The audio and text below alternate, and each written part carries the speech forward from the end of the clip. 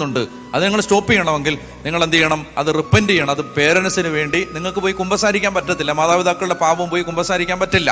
എന്ത് ചെയ്യണം? കർത്താവിനോട് മാതാപിതാക്കൾക്ക് വേണ്ടി കരുണയാചിച്ച് പ്രാർത്ഥിക്കണം, അവർക്ക് വേണ്ടി മാപ്പ് ചോദിക്കണം. ഇത് വളരെ ഗൗരവമുള്ളൊരു കാര്യമാണ്. ഇതിനെ നിസ്സാരമായിട്ട് കാണരുത്. പ്രത്യേകിച്ച് മന്ത്രവാദം, ആഭിചാരം, കൂടോത്രം, അന്ധവിശ്വാസങ്ങൾ, അന്യദൈവാരാധനകൾ, അതുപോലെ തന്നെ ഈ മനുഷ്യനെ ദ്രോഹിച്ചത്, മനുഷ്യന്റെ കണ്ണുനീര്, പാവപ്പെട്ടവനെ ഉപദ്രവിച്ചത്, അടിച്ചത്, ഉപദ്രവിച്ചത്, ഇങ്ങനെ വേലക്കാരെ വിട്ടത്, പിന്നെ അതുപോലെ പറമ്പിലൊക്കെ കയറിയ പാവപ്പെട്ട മനുഷ്യരെ ഇങ്ങനെ അടിച്ചിറക്കി വിട്ടത്, ഇങ്ങനെ ഒത്തിരി പിന്നാമ്പുറത്തിൽ നമ്മുടെ എല്ലാം വീടുകളുടെ പിന്നാമ്പുറങ്ങളിൽ മനുഷ്യന്റെ കണ്ണുനീരിന്റെ ഒത്തിരി കയങ്ങൾ കിടപ്പുണ്ട്. മനുഷ്യൻ കരഞ്ഞതിന്റെ കയങ്ങൾ കിടപ്പുണ്ട്.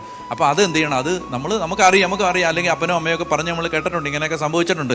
കർത്താവിന്റെ മുമ്പിലേക്ക്, ഈശോയുടെ കുരിശിന്റെ ചുവട്ടിലേക്ക് ബോധപൂർവം നിങ്ങളത് കൊണ്ടുവന്ന് അത് എടുത്ത് 1 2 3 4 5 എടുത്തു വെച്ച് കർത്താവിനോട് മാപ്പ് ചോദിച്ച് കരുണ ചോദിച്ച് മരിച്ചവർക്ക്